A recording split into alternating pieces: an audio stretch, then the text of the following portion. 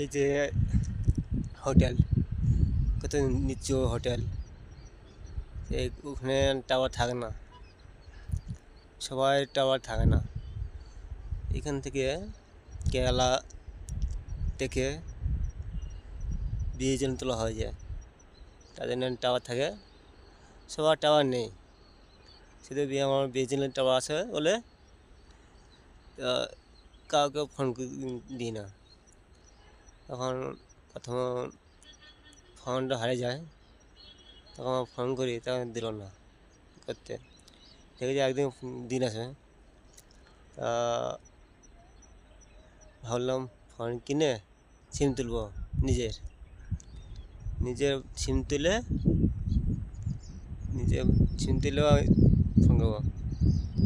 তাই কেরালার সিম তোলা আমার।